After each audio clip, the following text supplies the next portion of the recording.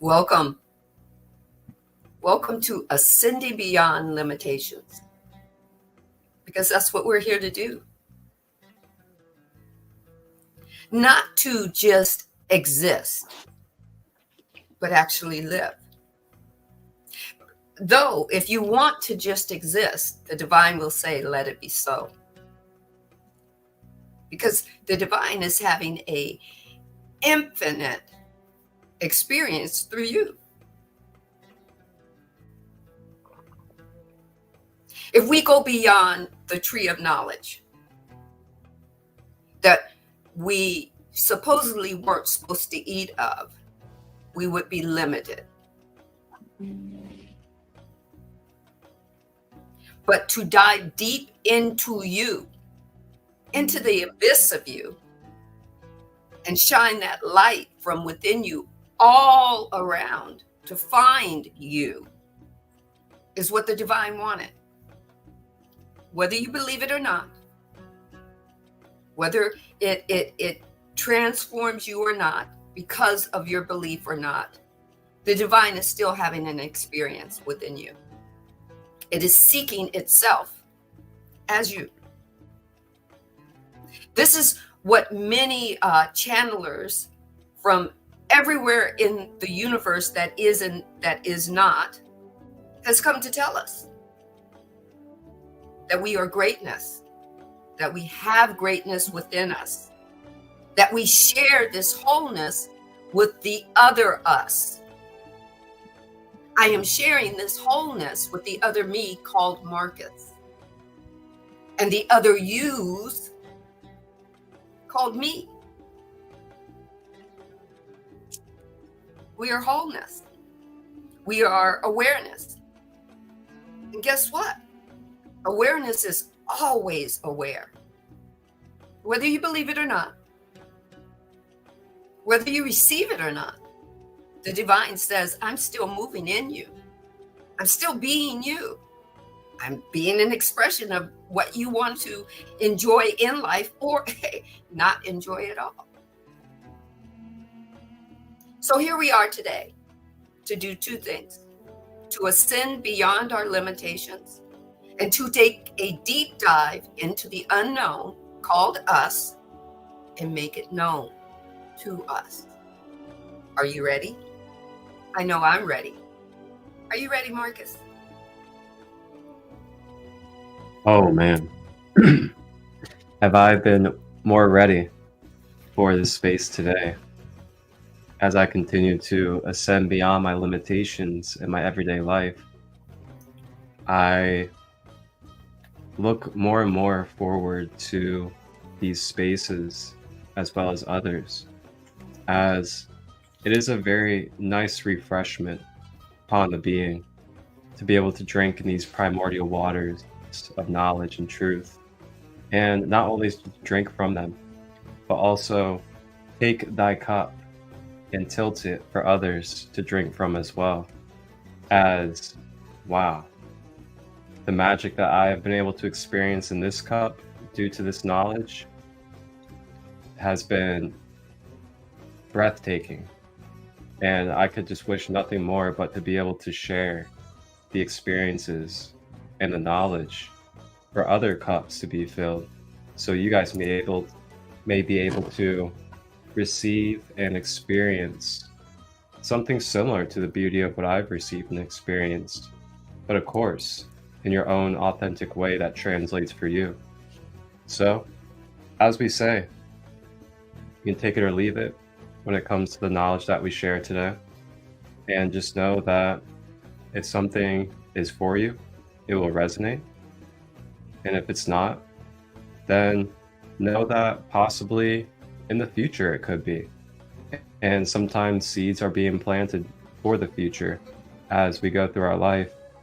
And then those seeds begin to blossom through our experiences and through the different walks that we have, to then realize that it ultimately always comes back around to you as the center of your own reality and universe. So I actually want to share also, and usually my guides don't want me to share this because it's more of a personal thing for me, but Today it's called To Share, but I have a alchemical ancient Egyptian oracle deck that I utilize, and I was guided to start pulling one card out of that deck intuitively during different cycles and periods of my life. And then I'll set that card up on my desk basically as like a guardian or a spirit guide energy to work with for that cycle. So 2 came out. Typically 1 only comes out, and this is the first time that 2 came out. And the first one was good old Tahuti, which is the Egyptian original name for Thoth, also known as the Atlantean, or Hermes Trismegistus, Mercury as well. He is the main archetype and symbol of knowledge and wisdom, intellect and intelligence. So some of us may be really connecting with Thoth right now, unconsciously or consciously, and retrieving the keys and the knowledge of self and the connection with the all universe. And the second card that came out to balance with this was Ma'at. Ma'at in the Egyptian mythology and pantheon is a representation of balance, order, truth. So we have the ascension of knowledge and wisdom through the mind. We have the balance with earth and above. Structure, discipline, being able to integrate this into your human life with this. Structure and discipline, balance and order, truth, with wisdom, intelligence, supreme consciousness. So we're being called, or at least I know I am, to listen more quietly, listen more deeply, listen in a more still space. Our intuition is always telling us something, while also grounding in, finding our balance, letting go of the worldly attachments, remembering our morals, our disciplines. So I just wanted to share those, as those are the 2 guides that were called to me in this period that we're in. And you guys may connect with them as well as much as you would like. You can find a lot on Thoth as well as Ma'at, meditations, as well as some other things. And you guys can also always look up the 42 laws of Ma'at, which are 42 principles from the divine that were given to humans in order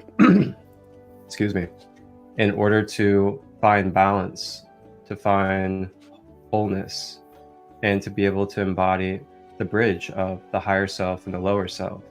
That's what the laws of Ma'at are for the humans, is to provide that. But with that being said, I am absolutely ready to embark upon episode 19 of Ascending Beyond Limitations. Back to you, Sandee. Wonderful. Wonderful and wonderful. Glorious. Okay, so the divine wants me, I have this book that the divine led me to. It's called The Universal Laws. It says Unlocking the Secrets of the Universe. The divine wants me to read the 7th law. Okay.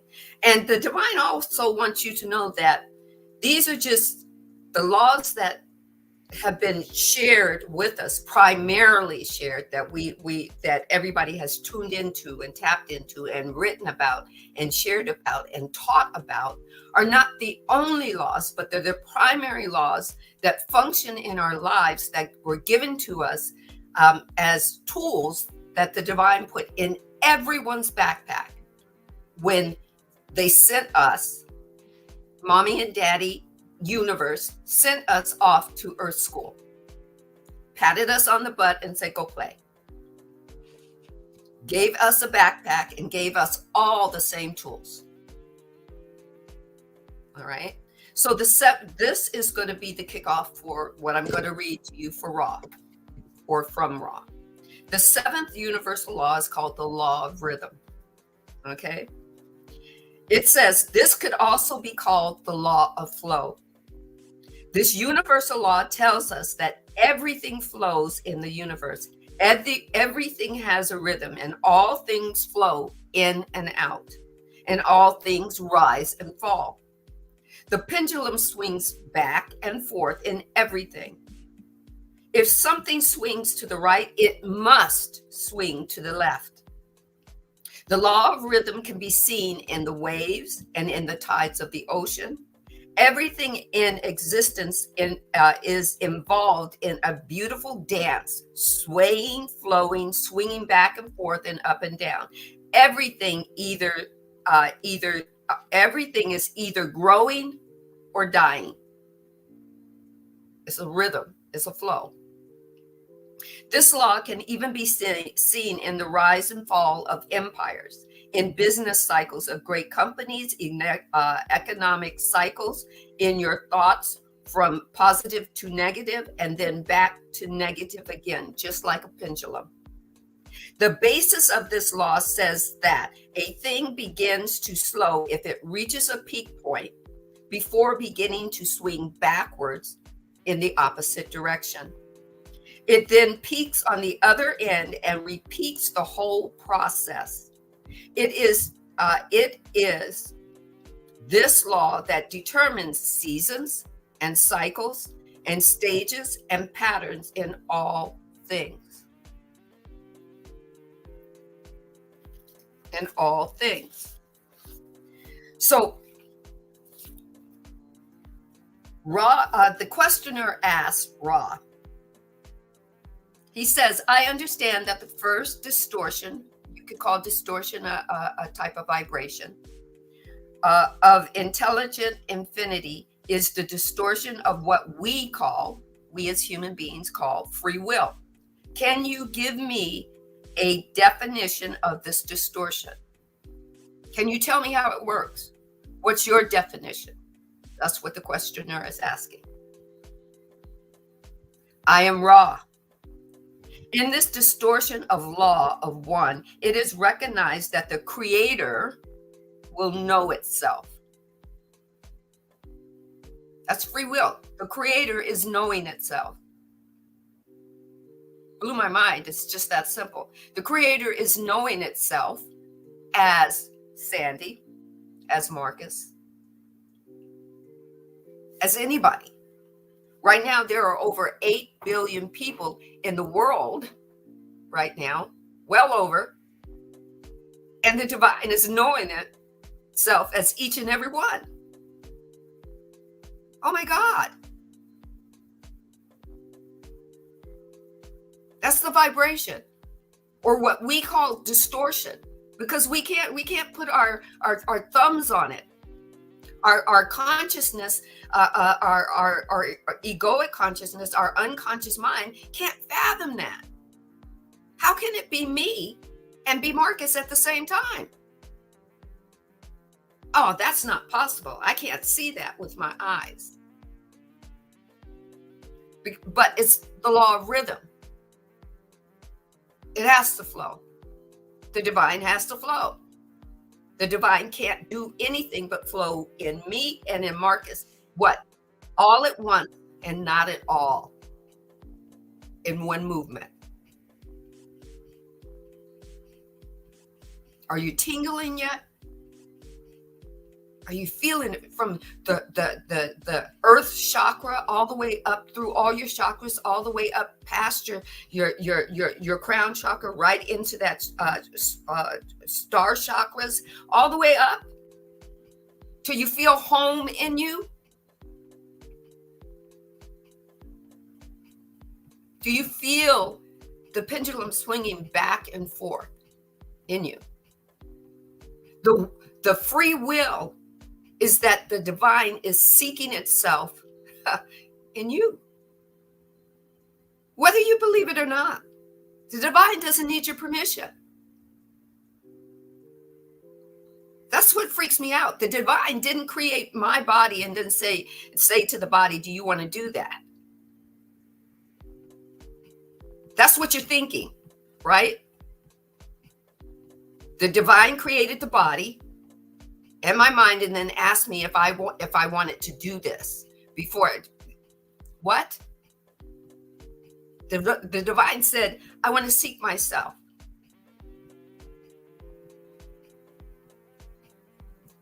And I'm going to use free will to do it because I want to see so much of me. So you get to have all this free will. And get this, you get to have free will, so much free will that if you choose not to be in this life and you choose to commit suicide, the divine will say, let it be so. You gave the divine, or you are giving the divine an experience through being unhappy, being unsatisfied, being ill will towards the world. The divine is saying that's you. Okay, that's a feeling. If there is an up and you want to go up, remember there's a down. So if you climb all the way up to your roof and you jump down, that's a response. You climbed up and you jumped down. That's an experience, not a good or a bad. The divine says, I just felt what I was like to be that person that did exactly that. Right? So then the questioner says, I'm going to read what Ross says again. He says, in this distortion of the law of one, it is recognized that the creator will know itself. Did you hear how he put the word will in there? The questioner then says, then am I correct in assuming that the creator then grants for this knowing of concept of total freedom of choice in knowing all the ways? Am I correct? Ross says, this is correct. Then the questioner says, this then being the first distortion, which is the law of one. The divine's going to have a kicker for you in a few minutes, which I am assuming is the law of intelligent infinity. All these distortions, which are the total experience of the creation, springs from this. Is this correct? The divine told me to give you that the law of one is the same as the law of love. They're interchangeable. The source so loved it wanted to seek more of itself and created us to love as being itself.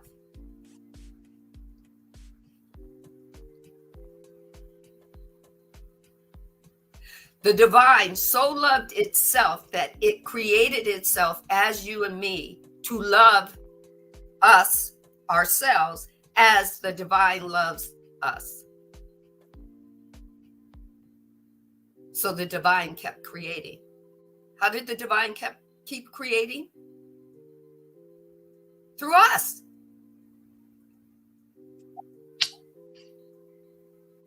Whether we're doing it on purpose or not, the divine is seeking and loving itself as we seek and love ourselves, or not.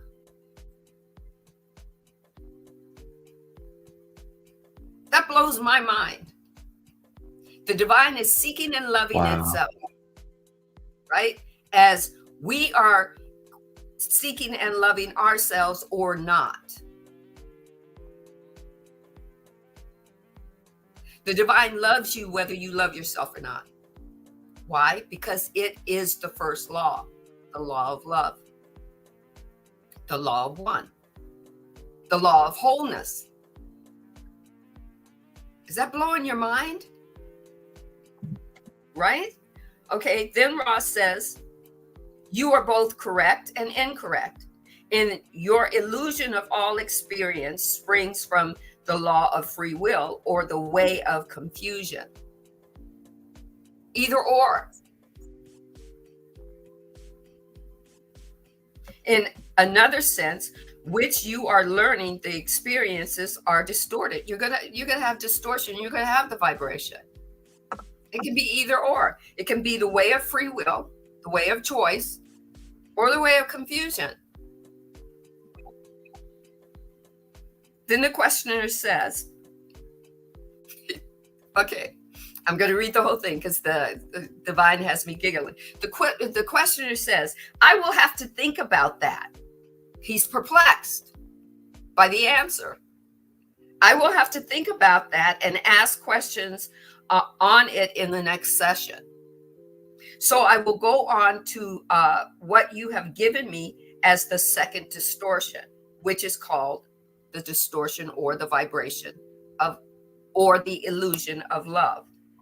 Is this correct? Ross says, this is correct. The questioner says, I would like you to define love in its sense as the second distortion. So explain to me love being the second distortion, being the second illusion, being the second vibration. Explain it to me. Ross says, this must be defined against the background. Okay, so picture this. That's all Ross says. Picture this. You've done that before where people say, okay, when it says, once upon a time, when your teacher was reading a book to you, and it all books, all make-believe story starts once upon a time. That's the same as picture this. Ross says, this must be defined behind or against the background. Let me turn the page. Of intelligent infinity, or unity, or the one creator with the primal distortion of free will. You can consider it as infinite intelligence, or unity, or the one creator with primal distortion of free will. Infinite vibration of free will. Vibration mean it can, vibrational energy, it means it can create anything you want. It's primal. It's eons upon eons upon eons upon eons upon eons again. Ageless. And it's primal.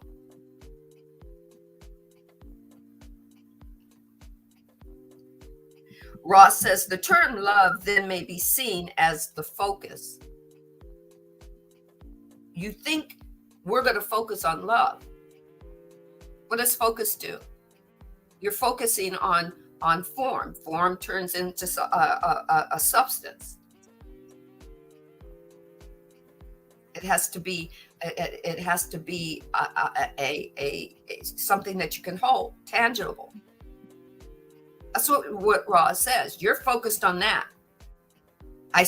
I'll believe love when I see it. I believe you love me when I see what the things that you do for me that prove that you love me. In form. Ross says, let's say it again. The term love then may be seen as the focus and the choice of attack. Why did Ross use the word attack instead of manifestation?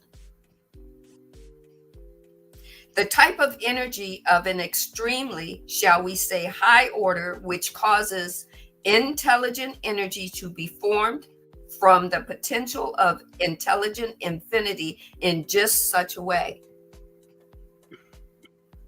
All that means is we have the power to turn that energy called love, that distortion called love, that vibration called love into form. And then we focus on it. Here's the form. I'm a woman. I say, I want a man that's going to the way he's going to love me is that he's going to take care of me. He's going to give me a home. He's going to give me the white picket fence and the 3 kids and the 2-car garage and I'm going to live happily ever after. That's the form called love that I'm focused on.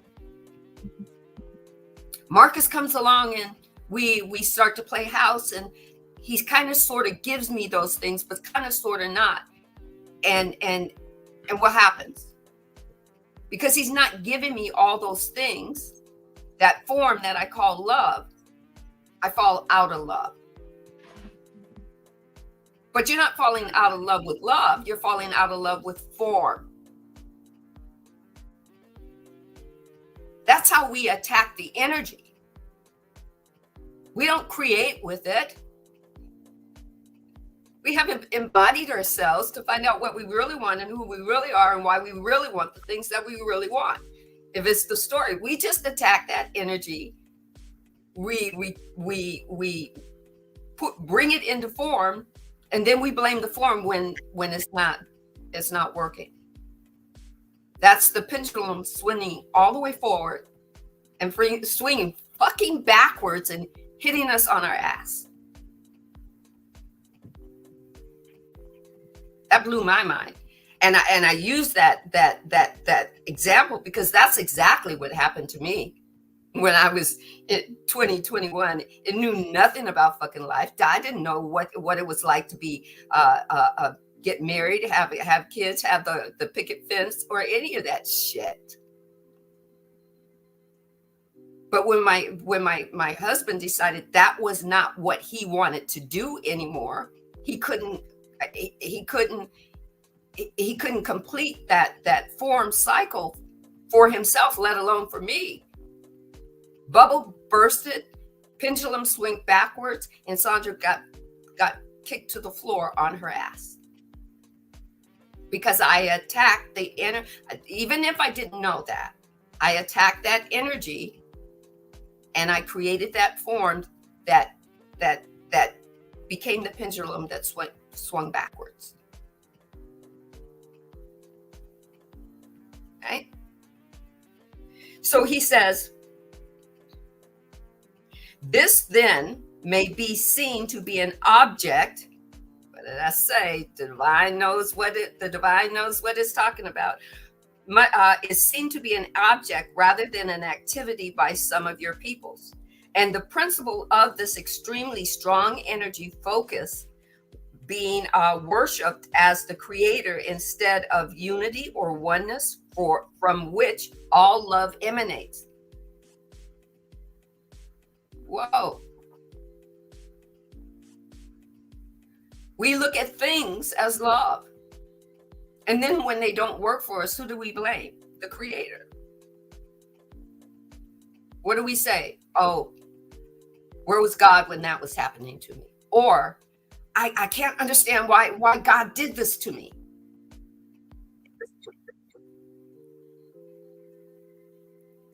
Right? Back to you, Marcus.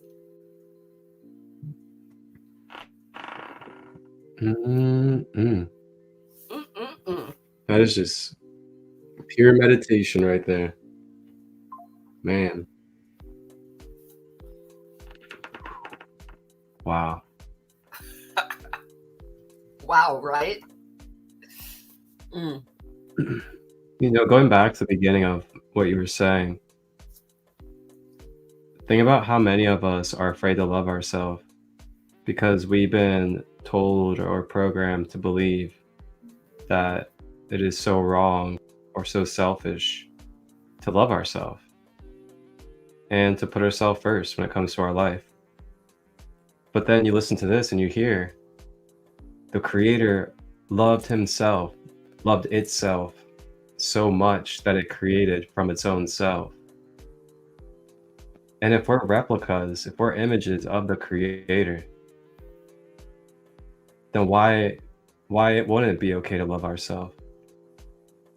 Why wouldn't it be okay to love the avatar, the being that the creator is experiencing through?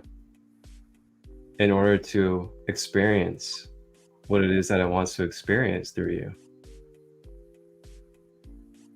While also remembering that you is not even actual you. The whole time it's just the creator. The whole time. Playing form in different ways. Yes.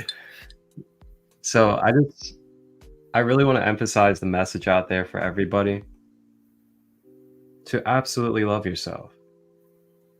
And if you are having trouble with the, demonic and other things that are being projected about loving yourself, just reach out for support.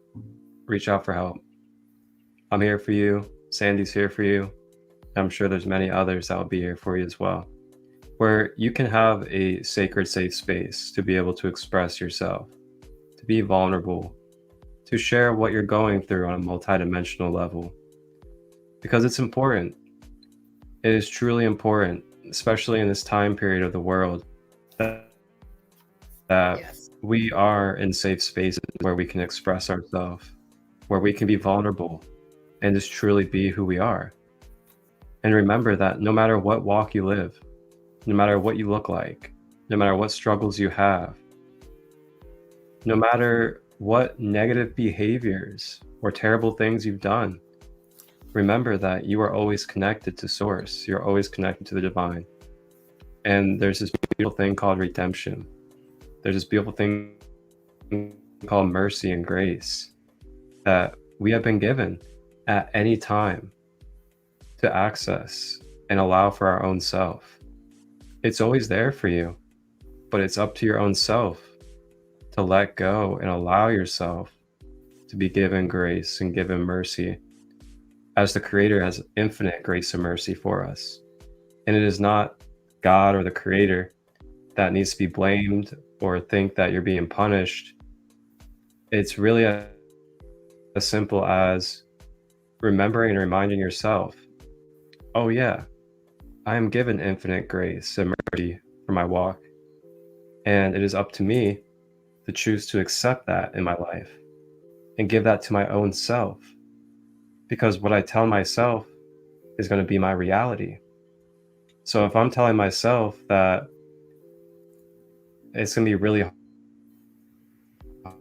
hard for me to receive grace, or I don't deserve to have grace for what I've been going through and what I've done, then that's what it's going to be. As we said numerous times throughout this whole series, the universe whips up the recipe to exactly what you put in the ingredients. So if that's the ingredients that you put in, unconsciously or consciously, so it is. So just think about where you're focusing yourself and the things that you're telling yourself as well. And please just remember to embrace self-love, self-care. And if you really need to, take a step back from the loads that you've carried. Take a step back from all the people pleasing. And remember that in order for you to be who you want to be for everybody, it is going to require a level of self-care, boundaries, conscious commitment with self, so you can really have a healthy version of yourself as much as you can. And then you can be a better vessel and a better provider of service for all. Back to you, Sandee. Yeah. I think the divine is on a roll today. You've heard that word transparent, right? Everybody wants to have transparency. Everybody wants to be, they're going on all the platforms, the celebrities are being transparent. And I had to sit with that for a while. And I asked the divine, do I have to be transparent? It took me a while to just get really quiet because my ego was being very noisy, because my ego just kept trying to throw the answer in there. And to listen to my higher being kind of put my ego in check. And my higher being would always go, little one, hush. She asked the question. Now she's got to get quiet to hear the answer. When the answer came to me, It was in a form of question. Who do you want to be transparent to? You or everyone else that is a form of you? And I actually had to say, wow, that's a heavy question. And the divine said, no, it's just a question. But I had to really, it's something that I had to think about. Why would I have to think about if I want to be transparent to others and not to myself? Why was because that was ingrained into me that I had to be transparent to everybody else and let them pick apart my life and tell me where, oh, if I were you, I would have did this and I would have did that. And I had to go, oh, I get the question. It's about being I need to be transparent with myself. Transparent is another word about embodying you. It's not a breakdown of you, it's an embodiment of you. It's about you riding the pendulum all the way forward in love with you, or as the divine shared with me, traveling or free flowing into love with you. Not just falling in love, because as you can fall in love, you can fall out of love. If you can fall in love with somebody else and fall out of love with them, you can do the same for yourself. But when you're free flowing into love, which is in you, then all you can do is be transparent to you, embody you. And then that statement, what's other people's opinions or perceptions have to do with you, makes more sense. Transparency in the form of other people looking at you will always involve them picking you apart, and they won't bother about gluing you back together again. So the questioner says, is there a manifestation of love that we could call vibration? Ross says, I am raw. Again, we reach semantic difficulties. The vibration or the density of love or understanding is a term or is not a term used in the same sense of the second distortion. Then he says, love.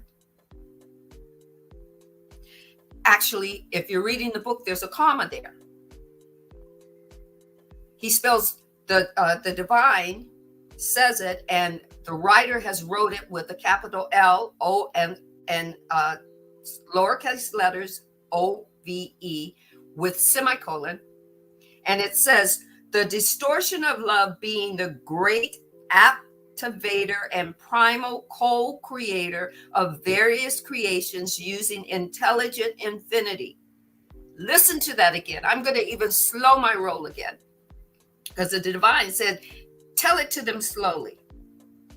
Love with a semicolon, the distortion love, spelled with a capital L, being the great activator and primal co-creator, creator spelled with a capital C, of various creations using intelligent infinity. There's another semicolon. The vibration, love being that density in which those who have learned to do an activity called loving with a lowercase l, and it's in quotation marks, without significant distortion or without vibration, then seek the ways of light and wisdom.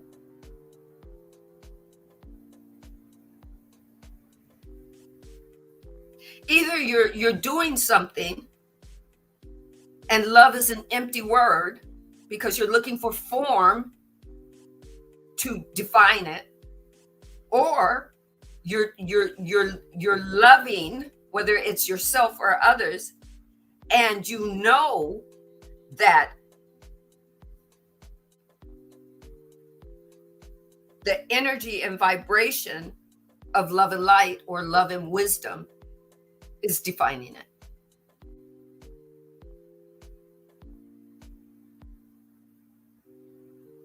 Most people look for the definition of love by something that is form.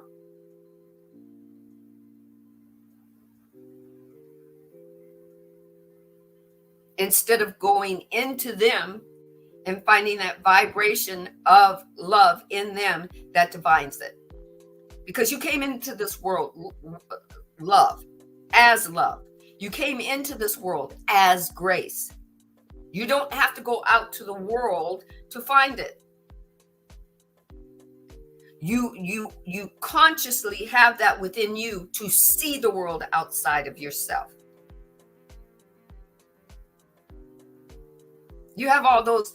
If love is a vibration and the definition is the form, go within. Love defines itself within you.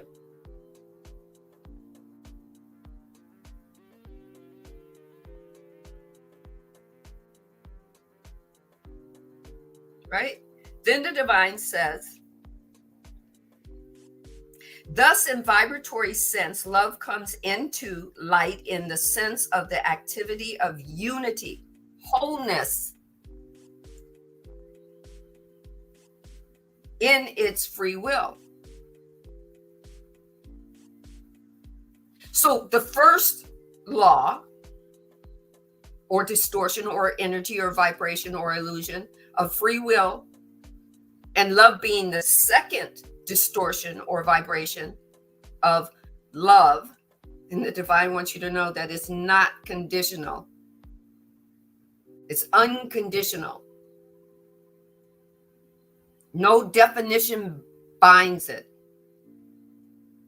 It's everywhere all at once and not at once. It's moving through, in, and as you. The quantum field, that's just a word that our scientists use to define what that field looks like, that vibratory field is. That's love in every direction. Why? Because it's the divine. The divine only defines itself to us because why? That's what we ask. And the divine says what? You heard me say it 1 billion times. Let it be so. And so it is. Like the genie says, your wish is my command. Let it be so.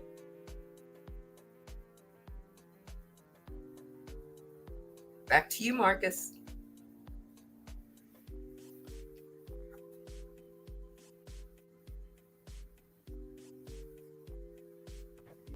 Back to me. Ooh-wee. Ooh-wee. So I know it's been a little while since I've shared a little treat for us. And I got a treat for us today. Yay. And it has to do with Thoth. Good old Thoth and Hermes. And our good old universal knowledge of one. Now, this is actually something I haven't read or come across. Well, I shouldn't say come across. I came across it a while ago, but I haven't read or listened to it yet. And then I started it this rising. And wow, the things that I heard throughout this, I cannot wait to share. So this is it's called the Hermetica, and it is the lost wisdom of the pharaohs. And this has to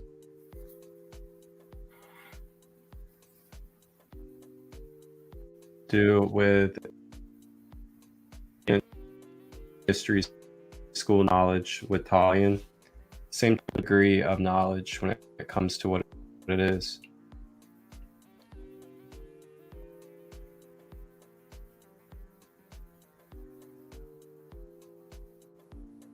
Quality and quantity.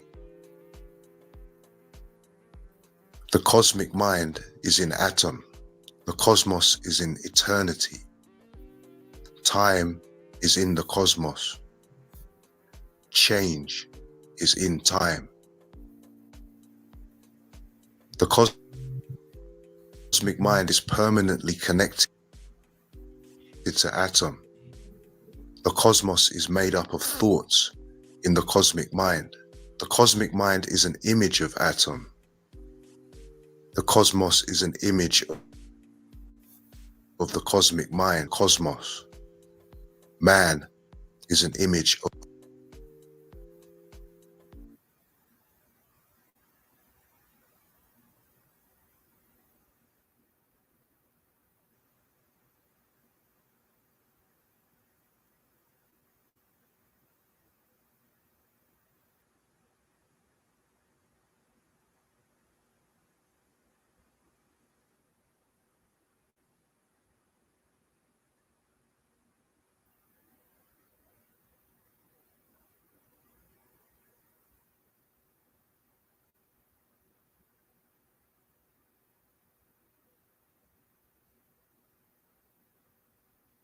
Is it frozen?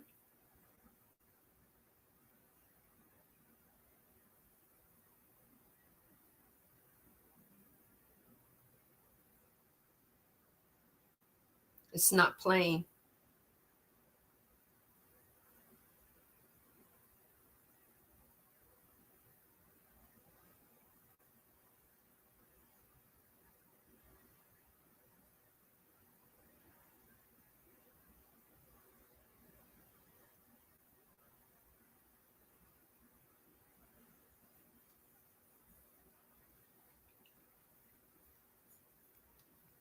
Is there volume markers on it?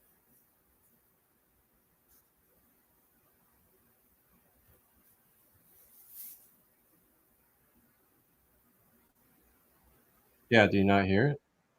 No. Okay.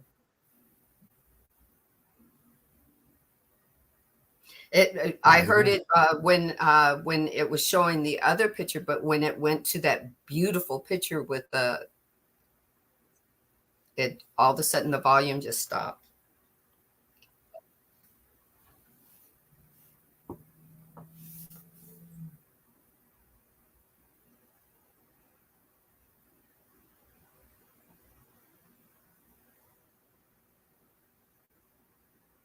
Okay. Let's see.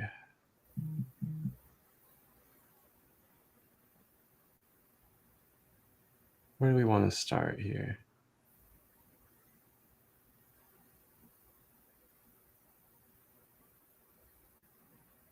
And he loved it like his child. In his kindness, Atom wished for there to be a creature capable of appreciating the beauty of his creation. So by an act of will, he created humankind Is that better? to be an imitator of his divine wisdom and nurturing love. Atom asked each heavenly god in turn, "What can you provide for humanity, which I am about to create?" The sun said it would shine all day, providing laughter as a source of joy for both mortal minds and the boundless universe itself. The moon promised sleep and silence and to shine by night.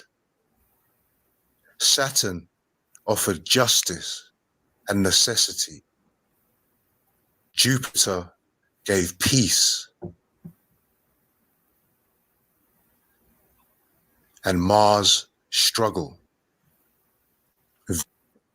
Mercury, who is also called Hermes, said, "I will make humankind intelligent. I will convey to them wisdom and knowledge of the truth. I will never cease to benefit all humanity." Atom was glad when he heard these words and gave the command that man should come into being, birth to humanity, which bore his own image, and he took delight in his offspring. Joined to the gods by a sense of kinship. Humanity works hard. The gods watch over humankind with concern and loving mercy. At first, man was solely eternal and spiritual. But Atom saw that his new creation could not tend the earth unless he sheltered him in a material envelope, giving man a mortal body as well as an immortal soul. So Atom bade nature be, and from his voice came a woman's form, so lovely that the gods were smitten with her beauty. Atom made nature mistress of the world. She communed with herself, producing all kinds of seeds, which Atom took hold of with his hands and scattered over the earth of all worldly things. Seeing in man a beautiful image of Atom, nature was filled with insatiable love. She clasped him to her, and they merged to become one in love. Mortal and eternal blended and mingled, so that man may perform the demands of both sources of his nature. Firstly, to serve God, venerating and praising the things of heaven.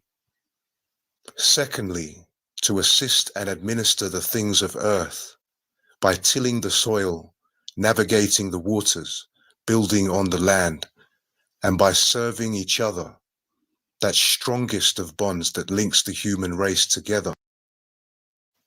Then Atom, the master of generation, bestowed on humankind the sacrament of reproduction, full of affection and joy, gladness and yearning, and all the heavenly love that is his being.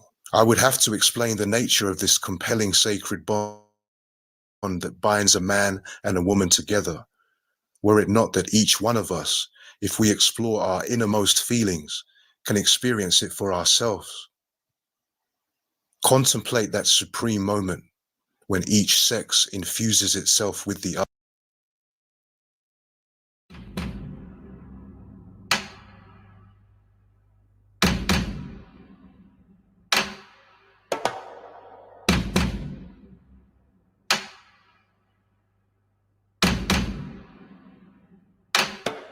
Chapter 17, Knowledge of Atom. In this chapter, Hermes teaches us how to attain knowledge of God. This, he declares, is the very purpose of human life. Only like can truly know like. So to know God, we must become like God. To do this, Hermes advises us to imagine ourselves in all places at all times, to embrace all opposites, to know we are immortal, to see ourselves as still in the womb and yet already dead. By expanding our consciousness in this way, we can merge with the mind of God. Mind is the immortal part of a human being. It is the divine light which emanates from God. Of all living things, human beings alone have this divine quality, which gives them the potential to know God. Is only a dim reflection of knowledge. Knowledge, direct experience of the truth. It is certain and immediate. An enlightened being does not have opinions about God. He is one with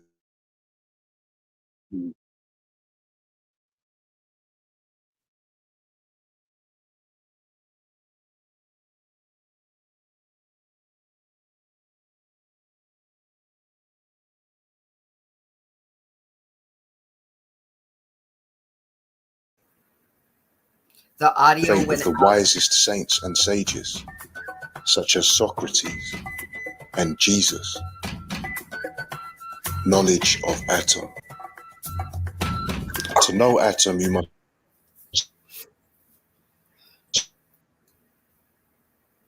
share his identity, for only like can truly know like. Leave behind to eternity. Believe that for you, nothing is impossible.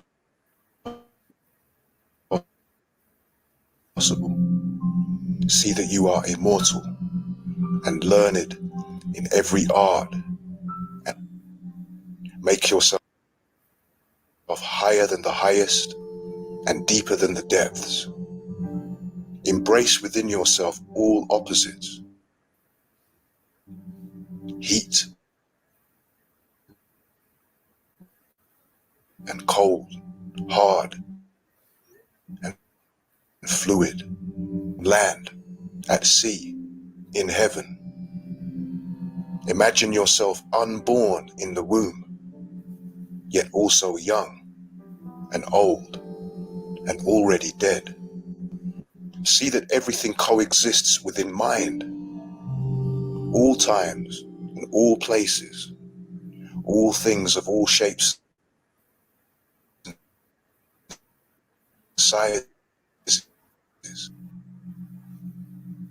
Then you will know atom, substance of atom. Then mind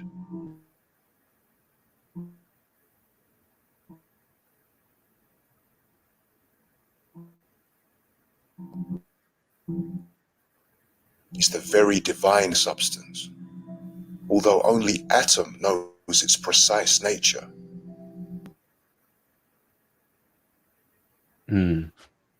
Did you notice So, that as you guys he want was to finish saying that? You guys atom, can always. I noticed that,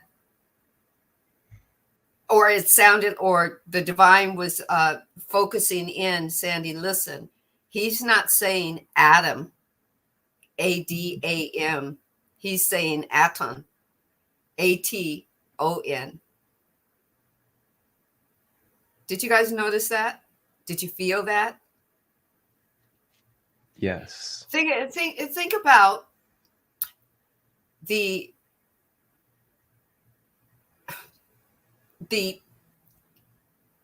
atom, the things that we have flowing in us, splitting the atom.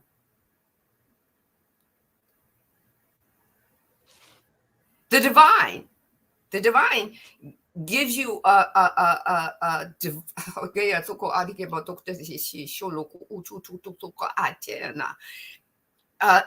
references of itself.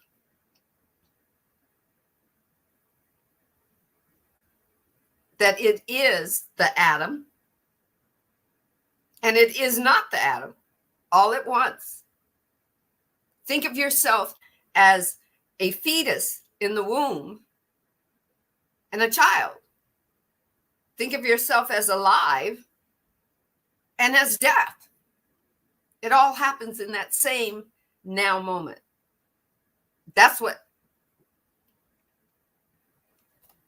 I was feeling as I was hearing that. And the information comes in all different formats. Why? For all different people. Why? Because we are unique expressions of the divine.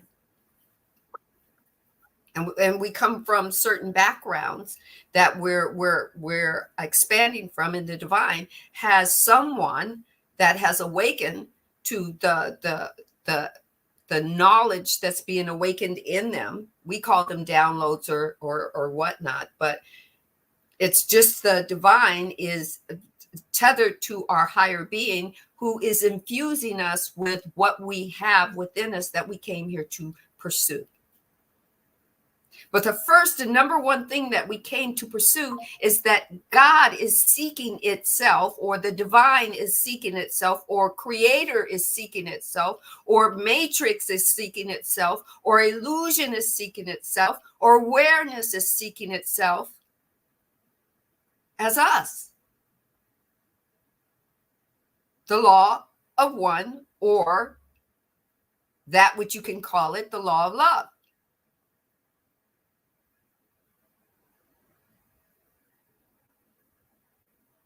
It seeks itself into expansion. It grows from one atom to many atoms, to a multitude, to a plethora. What? And how does it grow? We see it from within because it's always there. It has always been there. Blows my mind. Mhm. Share with us your perspective of what you just showed us. How was that for you?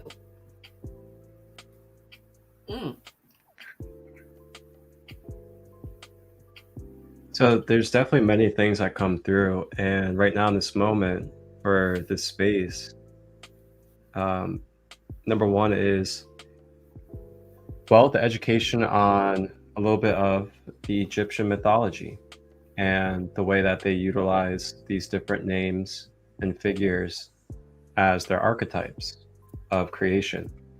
And for ancient Egyptian or ancient Kemetic, their version of what we reference to in the modern day as God.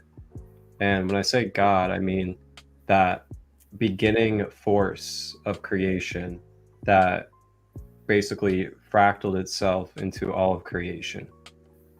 They call that Atum, Atum. So instead of them using the term God, they use Atum. So you can substitute that if you're in a Christian mindset.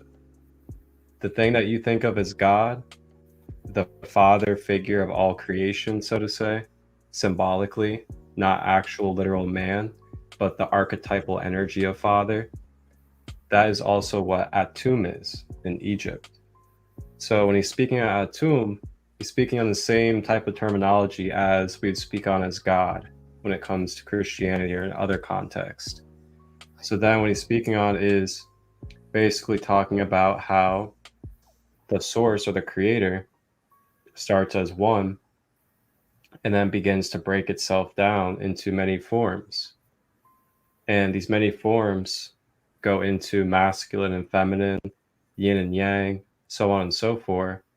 And then they all just blend as they go on and continue to expand and create with each other, co-create, so to say. And with that being said, it's just another translation, another cultural understanding of, okay, so there's all one source, the all, and everything is from the all, and there cannot be anything that cannot be from the all, as the all would not be the all if something was not from the all.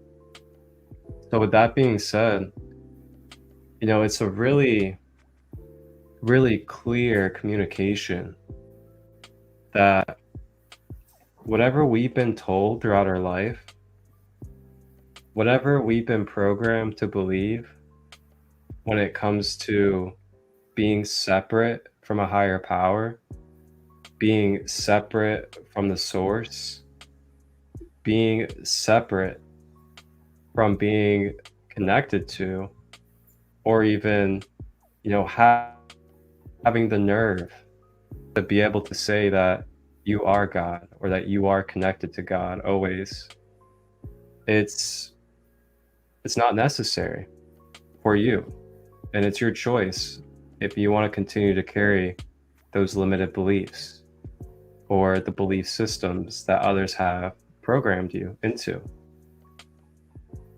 And for me, it just makes total sense. Like, why would I continue to want to separate myself from God? Why would I want to continue to separate and divide people and, keep on thinking that we're just not good enough to be able to be connected to the God or source? It's a really interesting perspective to examine within myself. And I can see why the world has gotten into the states that it's gotten into with the type of programming and belief systems that a lot of us are carrying. And there's no right or wrong to it. Man, we gotta start calling a spade a spade. We can't keep on saying that a spade is a club or a jack is a spade. No, it's time to start calling a spade for a spade. A lot of this stuff going on in humanity with all this confusion and language.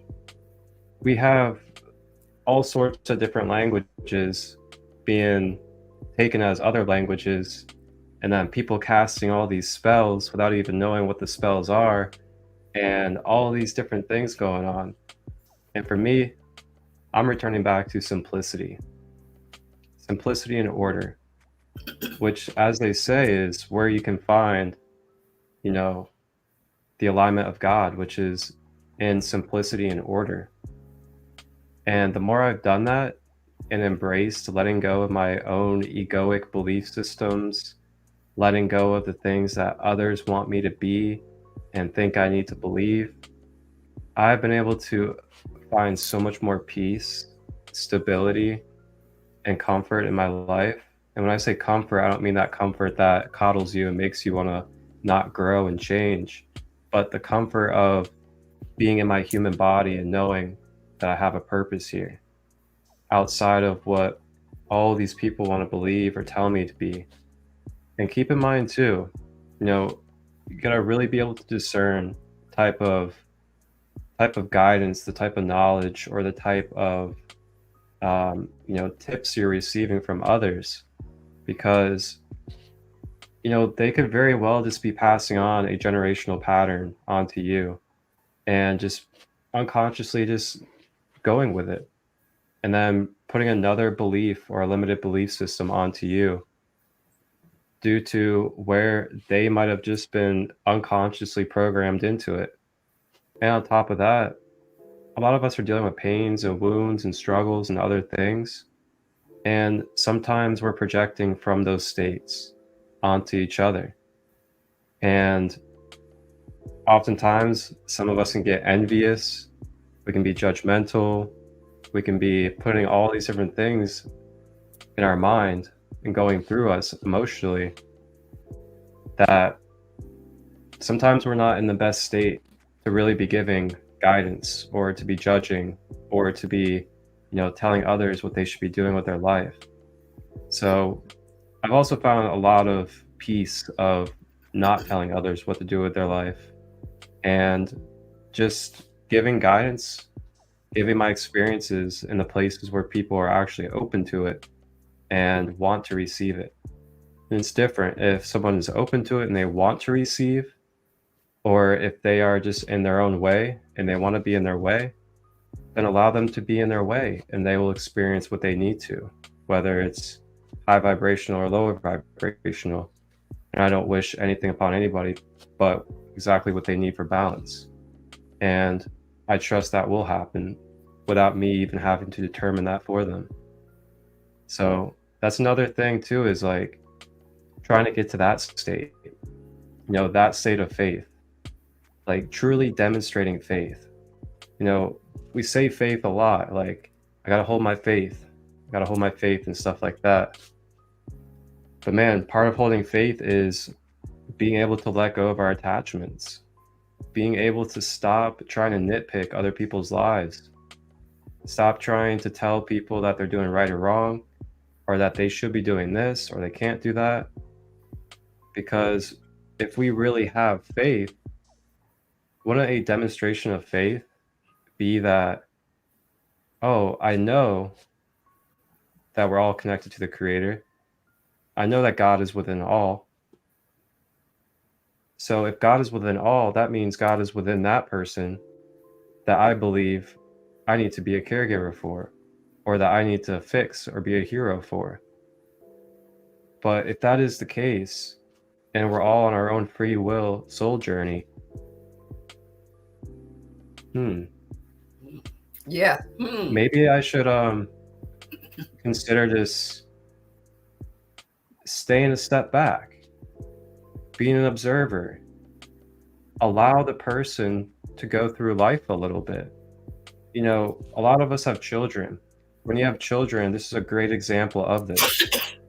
When you have children, do you sit there and hold on to them for dear life and squeeze them to death every single day up until they're 18 years old?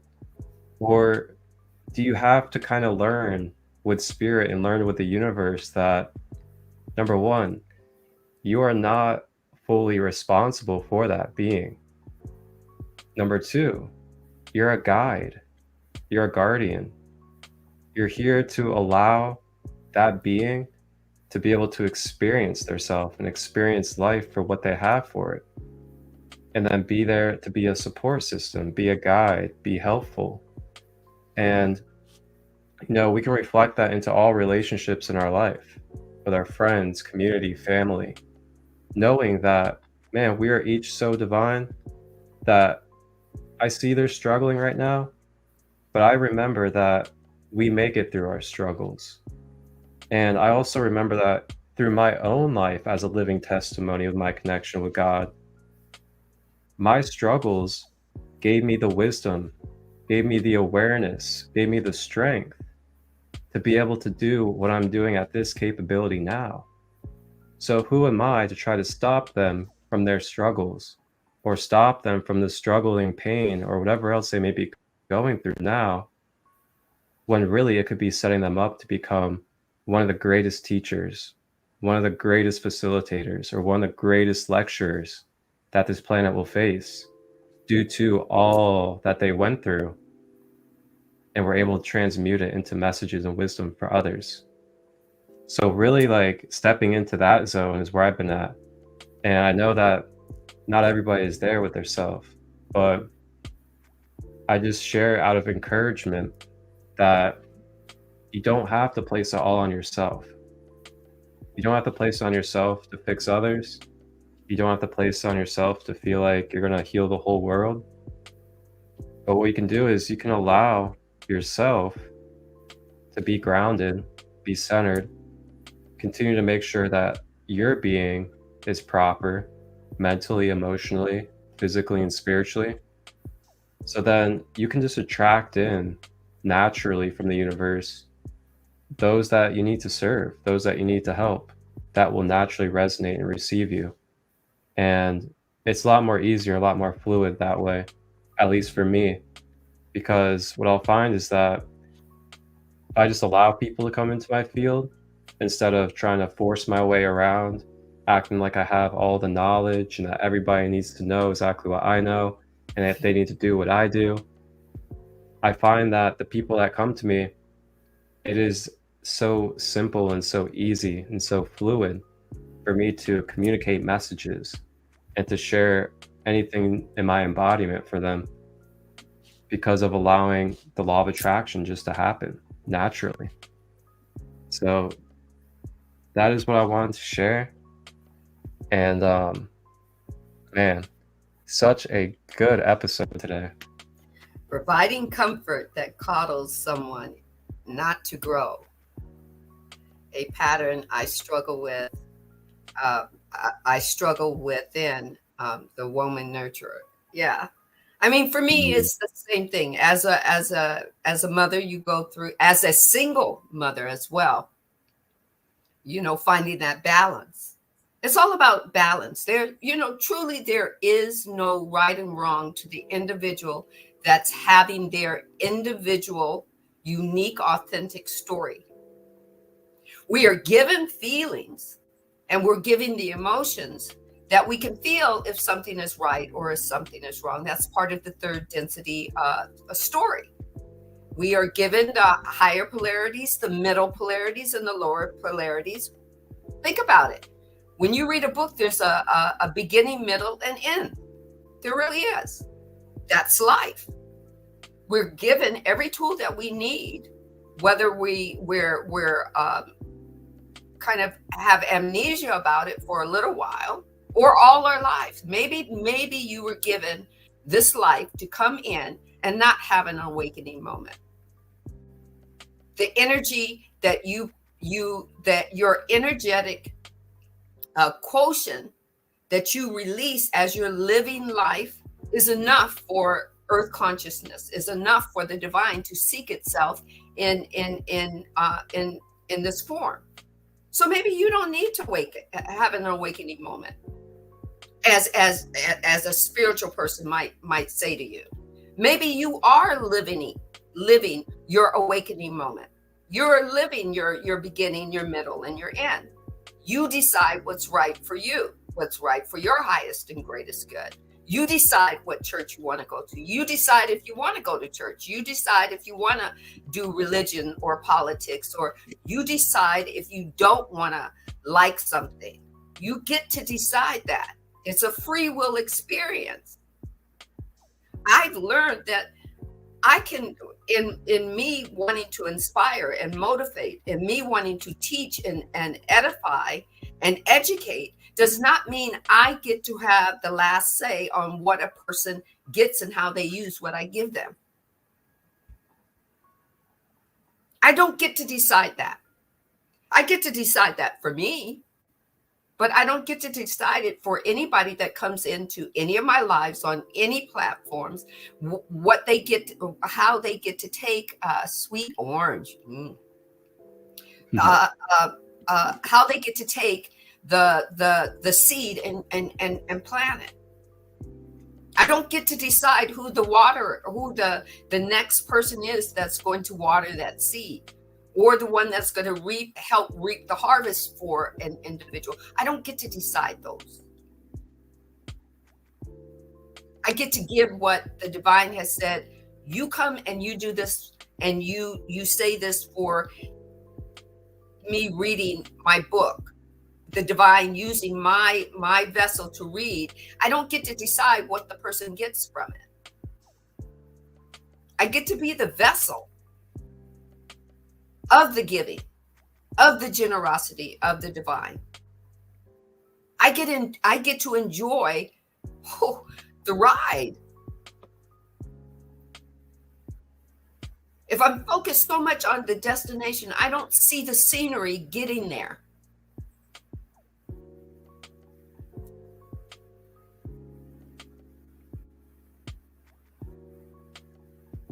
I don't get to ride the pendulum and go woo-hoo, like what was that? The girl riding the wrecking ball in her song, Miley. right? Miley Cyrus, and just riding the ball, feeling the wave.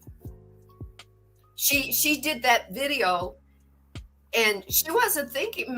Who knows? Maybe she was thinking about how many dislikes she was going to get. Because you know what that is? In order for a person to dislike something, you've got to expend energy. So if you disliked her video, if you took energy to write a disdaining note to her, you supplied energy to her. Blows your mind, doesn't it?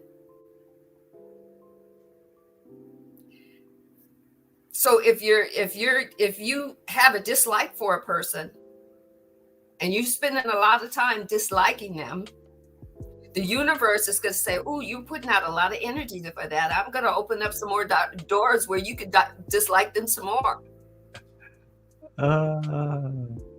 Because the universe knows where all the fucking doors are. Y'all better stop it. Y'all better stop hating Trump. Just let him be. I do. When somebody puts a post in that I don't like, there's a little button that you can go hide. I just hide it.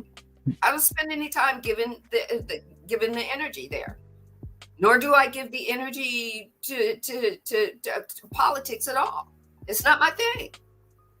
I lived 67 solar returns under both Republicans and Democrats, and I decided to start enjoying my life instead of letting them usurp my life.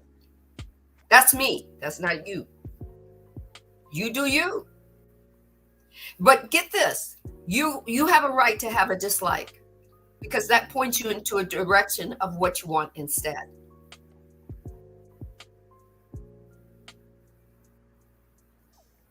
It does not take away from your wholeness of who you are as the divine, because the divine is seeking itself as you. That includes your likes, your dislikes, as long as it's taking you on a journey and not keeping you limited in or being stagnant in the life journey. If it brings you to a halt because you dislike something so much, you disdain something so much, and you feel yourself in a halt, then you get to say, let me get off of this pendulum for a moment and take a moment and go into me, into the dark place. Let me shine a light on why I'm at a halt. That's all Ross says. Thus, in a vibratory sense, love comes into light in the sense of the activity of unity in its free will.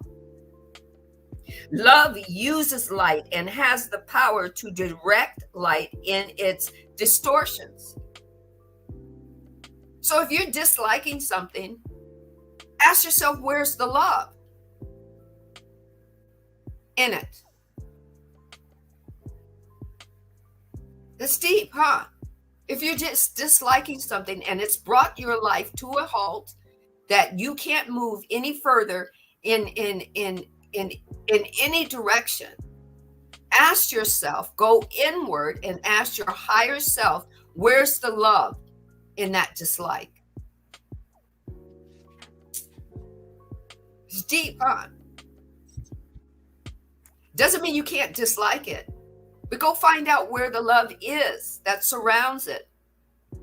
Because for you to dislike something, love had to be there.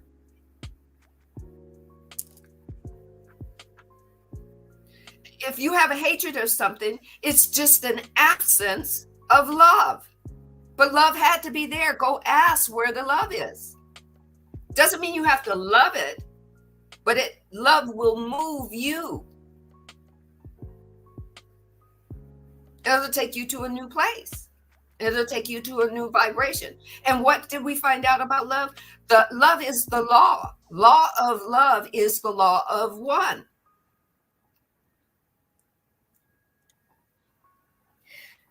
Ross says, thus vibratory complexes, that's us, recapitulate in reverse the creation in its unity, thus showing the rhythm of flow of the great heartbeat. You will use this analogy.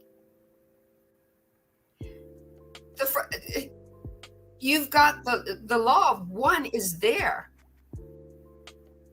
Think about it. Your heartbeat, right? Your heart chakra is the fourth chakra. It's here.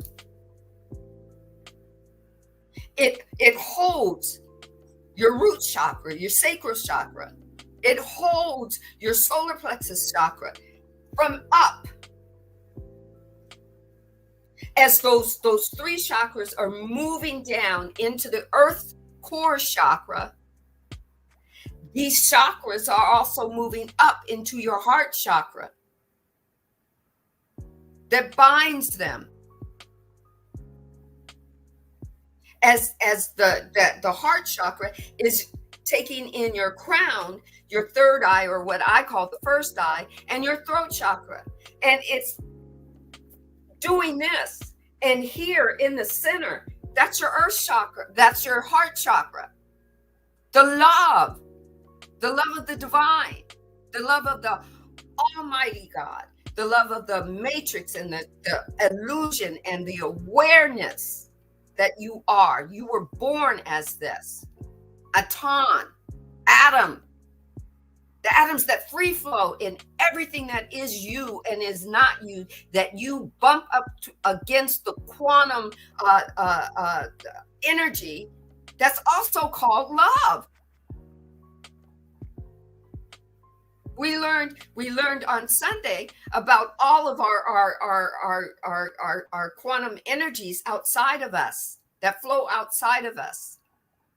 all the way back into into everything that we are. All our auras. You walk around and you see people who say, I see your aura, and oh, your aura is this and your aura is that. That's their perception of what they're seeing your aura as. If it doesn't resonate with you, go inward and find out what your aura is and how it expands into you and away from you. All at once, and not at all. Ross says, we're energy. It's not complex. Science may think about it, because what science is doing is they're looking out into the expansion and they can't explain it. But the divine has, once it started creating itself, once it started seeing itself, it couldn't do anything but expand itself. Shift. Grow, anchor, shift again, grow again, anchor, shift again, grow again, anchor. It's called evolution. You don't have to see it from the monkeys to the humans, or from the amoebas crawling out the ocean and think, well, why aren't they still expanding? We are. We've been given growth. We've been given expansion. We've been given a wisdom and understanding. We've been given the shift, and we've been given expansion. We've been given it all in our little backpacks that are infused into us. And mommy and daddy creation said, go out and play, little ones. Enjoy yourself.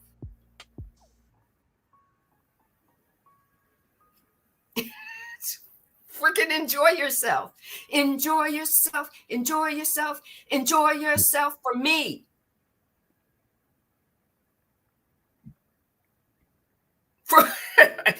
I'm just saying.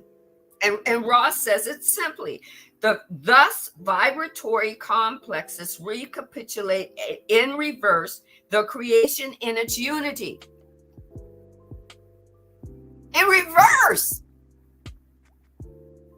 The divine pushed itself out across our known universe and said, here I am.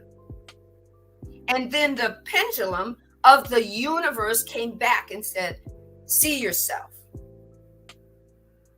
This is you. And the divine said, okay, here I go again.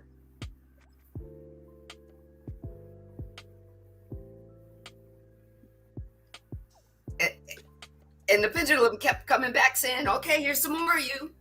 And the divine said, let's do it again. Whoosh. It's going to keep coming back. But here's the thing. When that pendulum goes back out to do it again, what energy are you giving it to create when it comes back? To you, to Marcus, to me, to whoa. And do you really want to spend your time thinking about what the other 799 billion people are doing? Or do you want to focus on you and what you're creating? Do you want to focus on you putting yourself out there and watching everybody else be transparent and picking on them instead of focusing on you, being transparent to you and what you want to create? Do you want to ignore the love that was given to you, put in your backpack? The divine did it. I put me in there. Mommy and Daddy Divine said, I'm with you. I'm in your backpack. I'm a little me in you, in your backpack. I'm laughing because I'm thinking of every cartoon that I've ever seen, where you have the little mini me's running around. I'm just blown away. There's the Get your backpack. backpack ready. First day of kindergarten. There we go. Got the Super Mario Brothers. Ready to go for Earth School. Ready Let's to go go. for Earth School. And then the thing was, think about it. The divine took its energy. Just see my hands for a second. That backpack is right there.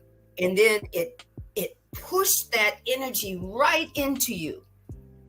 Right into you. His backpack just started blending into him, becoming the form of Marcus.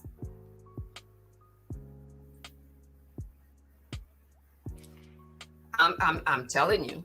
I mean, think about it. Any man and woman who have been in the delivery room delivering their baby, and they cut that umbilical cord from the mother and from the baby, the divine says the umbilical cord that it has tethered to you is never severed. The divine didn't cut any umbilical cords.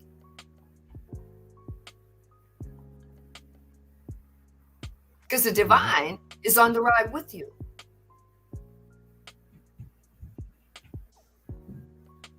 I'm just saying, that blows me away. And then the divine said, and pass the resistance, Sandee. You've got your generational lineage behind you. As I walk with one leg, that energy is them. Have you ever seen a robot? Oh, you've seen movies where the guys jump inside the big robots and they move the arms and the hands and whatnot. Your spiritual guides, your generational guides, just moving you, walking with you. You watch movies where presidents have their security guards walking in front of them, right? You watch movies where you had your bodyguards, and the bodyguards are walking in front protecting, and you got bodyguards in the back. Well, you didn't come here alone. You were fed the information that you were born alone. Haven't you heard it? You were born alone and you'll die alone. Everyone is born into this world alone and dies into this world alone. You can believe it or not, but you weren't born alone. The divine came with you and brought their entourage with you. Just blows me away. Back to you, Marcus. Uh-oh, back to me. Well, since we're at school today and I brought my backpack, I figured I would go ahead and kind of share what my parents have packed for me in my backpack to help remind me of myself. Mm-hmm. And let's see, we got a selenite crystal. Okay. Mm-hmm. So I got a selenite in the backpack, remembering that I always have protection, that I always can clear and cleanse energy. And this is always in my backpack, but I may forget that it's in my backpack sometimes. But sometimes I'll remember. And sometimes during the most crucial times, that is when I'll remember that this selenite is in my backpack.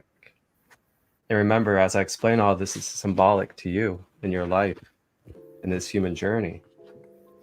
And what else do we have in here? Oh, okay. We have the ancestors. We have the guardians, the dragon. Oh, the dragon's in the backpack. So the dragon's in the backpack. The ancestors want to remind me and remind us that at any time while wearing our backpack through our journey, that we have all of the information, all of the wisdom, all of the skills, all of the amazing and beautiful accomplishments and things that they were able to trailblaze for us into this world.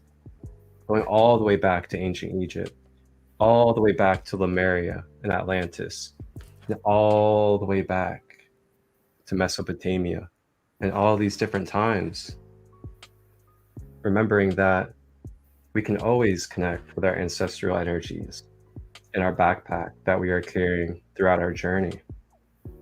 And with that, that is where we can find the wisdom, the knowledge of Earth, as well as the different ways that have been able to bring us good health, prosperity, and abundance throughout our bloodline and lineages. You know, we seem to keen in on needing to break negative patterns of our ancestors. How much do we keen in on the positives? How much do we keen in on the beautiful things that they were able to create for us? So keep in mind too, where's your focus? Are you only focused on the negative polarity? Or are you focusing on both polarities? Are you allowing yourself to see more than just one half of something? And I know it's a big thing these days, you know, negativity about ancestors and ancestral healing and all this stuff. Ancestral curses. Too, the beautiful, remember too, the beautiful brilliance, the beautiful achievements, and the wonderful things that our ancestors were able to do for us to be able to be in this human life now with the awareness of what was set up before us, for us to be able to build on and build upon as we are in this beautiful century of life. And then the last thing I have in my backpack today is my most favorite guy there is, Goku. And Goku's in my backpack because Goku is a reminder from my divine parents that I'm allowed to embrace my inner child every day, that I am allowed to have fun, that I'm allowed to be innocent in my nature while also having discipline and growth and knowledge of self for all. And with that, just a reminder also that you don't have to be afraid to express your inner child. You don't have to be afraid to continue to love the things that you love growing up, as there's symbolism, there's empowerment, there's messages for all at any age, within any cartoon, anime, and anything else that you may like from childhood. So keep it in mind as you continue with your backpack for your journey, that it is okay to keep that alive, to keep the inner child flowing, to have fun, and also have a balance between discipline and knowledge with fun and exploration. So remember the selenite in the backpack, that you can cleanse, and that you are protected, and you can transmute any energies no matter what's going on. It may take a little bit longer or it may be quicker in the process depending upon what's going on at the moment, but you can always and you will transmute it at some point, whether it's prolonged or very quickly. And then last, remembering our ancestors, and not just the patterns that we need to break, but remembering the royalty, remembering the divinity, the principles, the knowledge, the things that they set up for us in this human life in order to grow and expand with. And that's why I got my backpack today as a explorer of this earth realm in the name of Marcus Christolight. Exactly. Back to you. Exactly. So as we close this,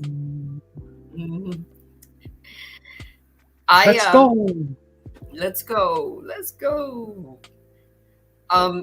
I watch, sometimes I have the chance to follow a gentleman by the name of Aaron Abke. He explains the law of Ra that has been his calling, one of his many callings to do. And I watched the session. It's called The Law of One, and I think it's number 003. It's basically the science of angels, right? And angels are social memory complexes that are energy. They are higher density beings that inhabit light bodies, right? They are electromagnet and light body.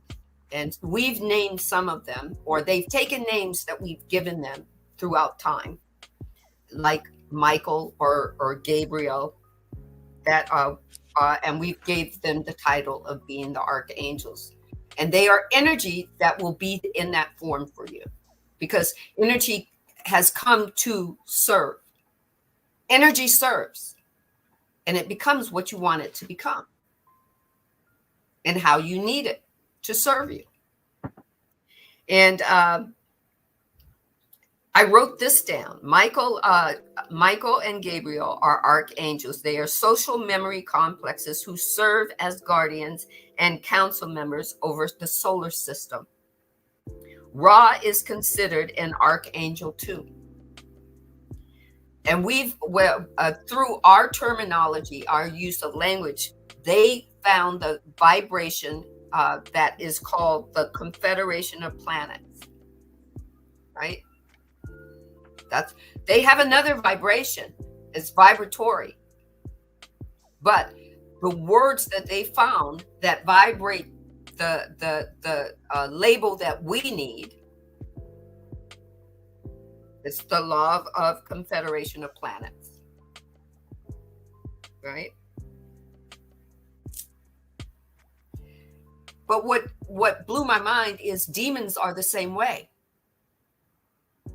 They are vibratory energy and light bodies, but we choose to give them the energy of the lower energy. If there has to be an angel, there's got to be a devil. There's got to be demons. They're here to serve us. The divine wants you to know, if you're tired of your demons, change your story. Give that energy new direction. What do you really want to see? Why are your demons really there? And why are they serving you in the way that they're serving you? They can only adhere to your words, to your commands. The divine wanted somebody, I don't know if it's in a replay or if it's right now. The stories are ours. Like Marcus said, we have all these commands. We have all these spells. If energy and words are spells, what are you speaking over yourself? What are you lending your energy to? Or if you're taking in information from a lot of places that you have stored this information in, and you don't want to feel it, and it's layering you up and up and up, and you get mad at the energy triggering you, it's the person carrying the energy. I'm not saying that some people don't trigger people on purpose, right? But I'm saying if you keep getting triggered by energy and you keep calling it negative, then that energy can do nothing but what you want it to do.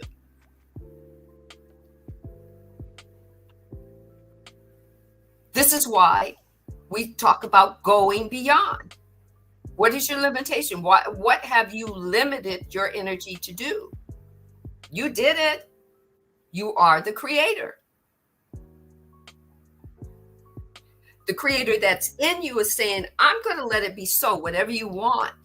So, hey, if you want to be in the negative, fiddling around in the negative polarity, the divine is going to say, let it be so.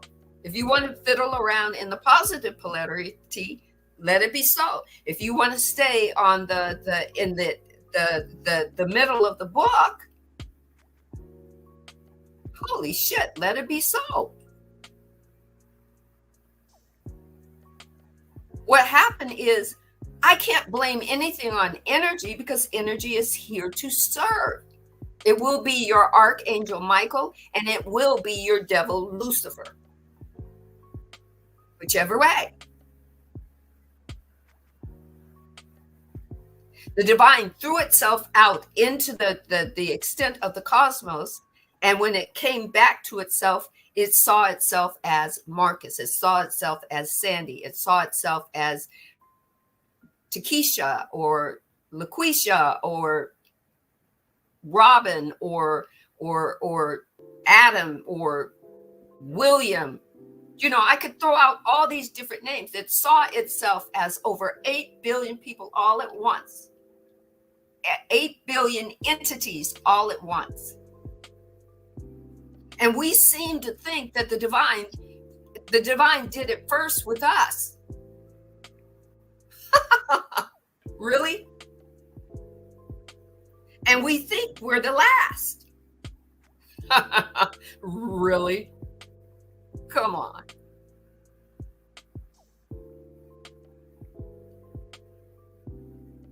And you think that the divine is fucking with you when it's not. It's just sitting back going, okay, where are we going now?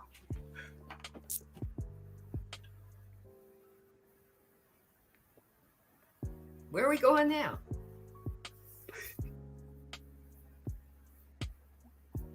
Meanwhile, oh my God, why'd you do this to me?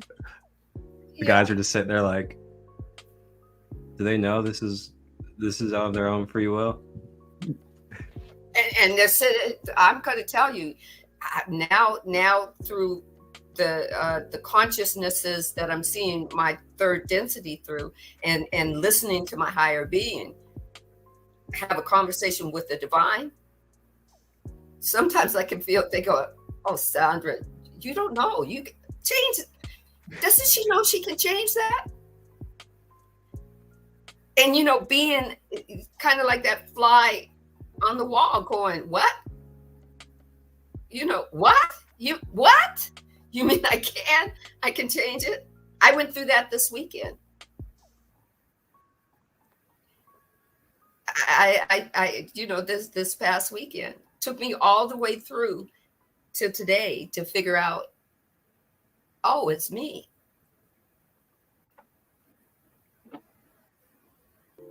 Okay, I gotta shift. I gotta change it. I gotta have a different vocabulary over myself. My ABCs have too much power over me. I have to go in. I have to go in and seek. I'm not saying it wasn't scary. It freaking was. I don't care how spiritual I get, let's put it that way. I will always be doing the work. And look, but here's the thing, I learned to start calling it what my higher being is calling it. It's just the playground. I got tired of being hit by the fucking tetherball. And I opted out of that game, tetherball. And now this week I walked onto a new field to play a different game. And the people that I left on the tetherball field, they said, thanks for playing with us. I'm glad that we played. Thank you. And somebody else came up and said, oh, I'm going to play there. That's how our higher beings play. They don't take, they're not judging each other. My higher being isn't judging somebody else's higher being for doing something to me. I'm just going, oh, okay. It was time to play that, wasn't it? And then go, ooh, that shit hurt. I didn't like it. And then the higher being says, oh, okay, I've done my job then. I did what we discussed. And that higher being and its form went on to do something else. And now I get to go, okay, what do I do next? Right?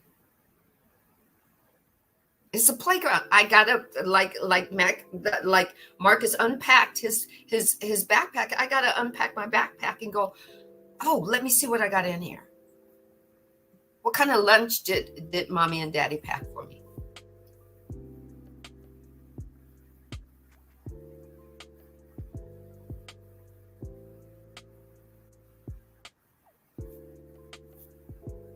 It's growth, it's expansion, it's wisdom, it's understanding, it's shifting, and it's evolving. And we're always going to do it. The only promise that the divine gave to you is that there will be change. The divine didn't promise it would be easy, because easy is part of the polarity. It's what you decide it's going to be. The divine just said, I'm giving you the gift of change.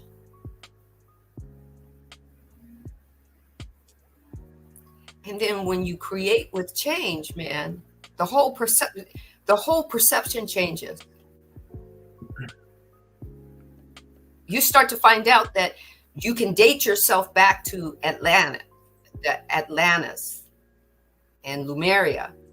But when you start going further, when you start finding out how really ancient your souls are, when you start actually opening up to how long you've been doing this, and that you have not only been doing it in a human avatar, you're gonna get blown away.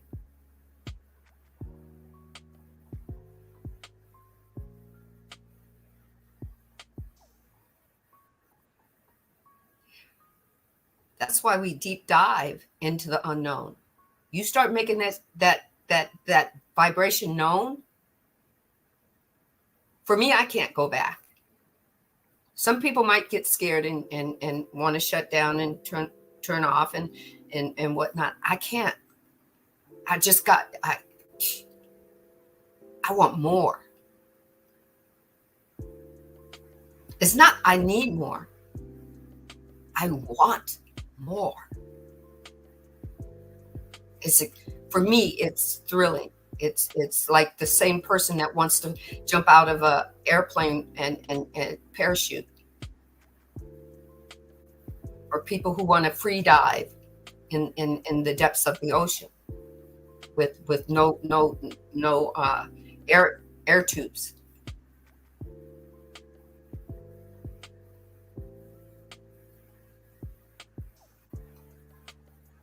So join us for Sunday,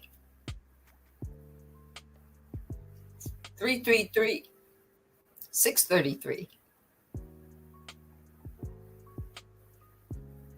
What will that be? Episode 20?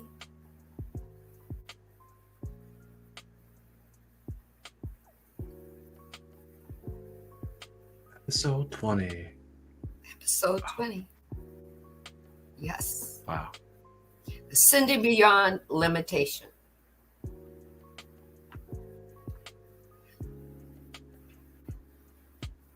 Infinite possibilities were put in your backpack and infused into you.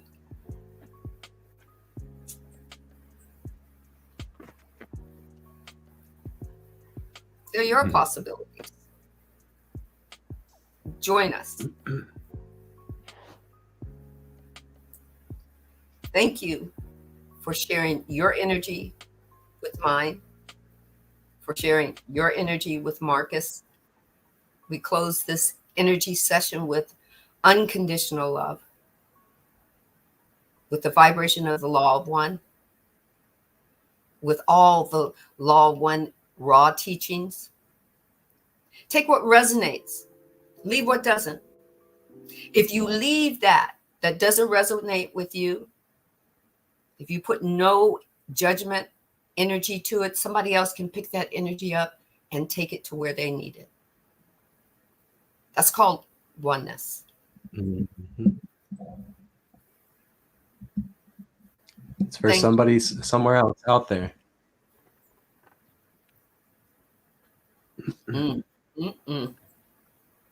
So Sandra, what you got coming up for everybody out there? I have star meditations tonight at 5:30. You know, come bring what you need to surrender. Surrender, S. Transform, T. Allow. Wow. Allow. You get to allow what you want to surrender. You get to allow what you want to transform. You get to acclimate. You get to receive, restore. That's star. That's you. So tonight at 5:30 Pacific Standard Time, come and sit at the seat of your soul. Be you for at least an hour. Everybody on Wednesdays, it's hump day. Oh, I just made it to the middle of the week. I can't, this will get me through to Friday. Wednesday can be a surrender day, a transform day, an alchemizing day, a restoring day. Why not? You deserve it. That's Wednesday. Friday is Soul Conversations with Sandra. Brad Klossman, the life coach, is going to be my guest. We're going to talk about spiritual people taking up spirituality as they're coming out of religious discord. Or not even, some people don't even want to even go back into a religious thing, a little bit of freedom. We're going to be talking about that. Right. And then on Saturday, Soul Talk with Sandee M. Got a lot going on. That's going to be live streaming on YouTube. Yes, that's right. I'm venturing out. So if you want to get a little Soul Talk with Sandee M, join my YouTube page and come have a little talk with me. And then I've got some other things in the works, some other workshops that are coming up very, very soon. You know, sometimes you just want to embody yourself. Sometimes you need to embody yourself to feel good about you. Sometimes you don't want it to be so stressful in trying to remember all the do's and don'ts of it. It's about just being. So I got a lot coming up. How about you, Marcus? It sounds beautiful, and how wonderful for you to open up and share so many spaces for the collective, have opportunity. It's so beautiful, and I wish you nothing but prosperity and abundance during those travels of yours. And for myself, well, I have a few things coming up tomorrow. I have this. Vibrant life force. This is your light body. It influences your emotions and well-being. Understanding its significance is paramount. The light body is a real energetic blueprint. Grounding is about establishing a strong connection between your light body and the earth. It's like dropping anchor in a stormy sea, providing stability. Tap into the earth's natural healing energies, replenishing your being. Imagine a tree with deep roots firmly planted in the ground. This tree withstands strong winds because its roots provide a solid foundation. Similarly, when grounded, you are more resilient to life's challenges. Grounding enhances your overall well-being and presence. Grounding aligns you with the universal life force energy. It's about connecting with the earth and allowing energy to flow freely. This vital force sustains all creation, promoting healing and balance. Grounding clears negative energies, leaving you refreshed and connected. Section 4. The physicality of grounding. Grounding has profound effects on the physical body. We exist in physical forms, intricately connected to the earth. Scientific research reveals the tangible benefits of grounding. It reduces inflammation and improves overall health. The Earth's electrons neutralize free radicals. This promotes balance and harmony within your body. A guided grounding meditation. Find a comfortable position. Close your eyes and focus on your breath. Imagine roots growing from your feet into the earth. Visualize Earth's energy filling your body. Release tension into the earth. Gently return to your surroundings. Notice how centered and at peace you feel. Reaping the benefits of grounding. Grounding makes you presently emotionally balanced. Imagine yourself as a tree deeply rooted in the earth. Grounding connects you to your strength and resilience. Incorporate grounding for subtle, profound well-being shifts. More creative, inspired, and connected to your purpose. Nourish your light body with grounding practices.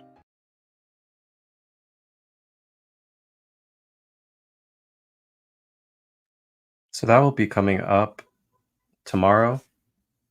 I will be live at noon Eastern time on all platforms, Facebook, Instagram, and YouTube, as I will be continuing along my Light Body Awareness 101 series, as I will be talking about the mechanics of grounding, what that looks like metaphysically, energetically, and physically. Along with that, also the type of health benefits and the type of things that we can manifest and experience from being grounded as well as being ungrounded. So I'll be tomorrow at noon Eastern for free, online, live, Facebook, Instagram, and YouTube. Please subscribe and follow if you'd like to be a part of that. You can participate in the comments as well, as questions are open. And then also on Friday, I will be having the next episode of Rising with Ra at 11:11 a.m. Eastern, and I'll be live on all platforms as well. And I will be having another royal guest joining me, and Sandee, you actually know her as well, Divine Words of Wisdom. She will be joining me as my royal guest for the next episode of Rising with Ra on Friday. So we will have a wonderful treat as we have a next royal guest of Rising with Ra, the 2-year anniversary. And yeah, tap in. We'll be going over the sacral chakra, as well as our collective reading of the day, and then seeing what our divine sister Words of Wisdom has for us to offer. And yeah, that's gonna be awesome, that'll do guys. it for now. That's gonna be awesome. Mm-hmm. I just can't say it. That's gonna be. You guys are gonna love her. You're gonna love her. I can't say it again. You're gonna love her. You know, I truly think that beautiful times we're in. Yeah, you know. Balaku ate se posenana. Shugo lai me shi shuluku uchena ta ate. Shumku ate se ko ate se sikada de posena tai. Mbaku ate se loku uchena te tok atuko ate. Sholoku uchena te kipo da kiano. Eso wala biki.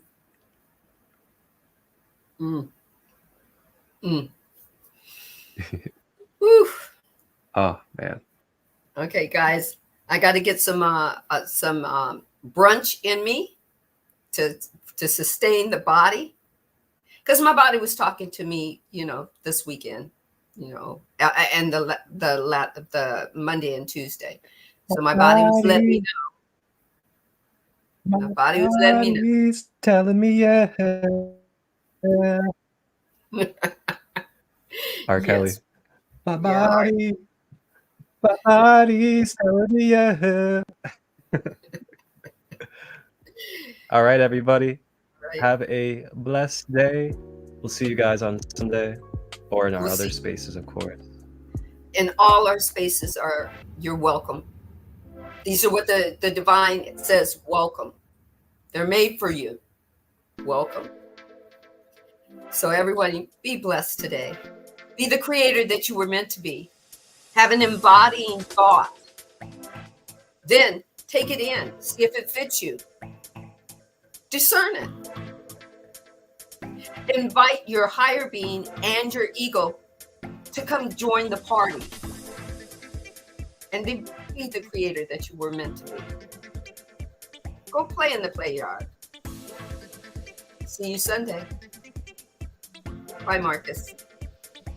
Wholeness.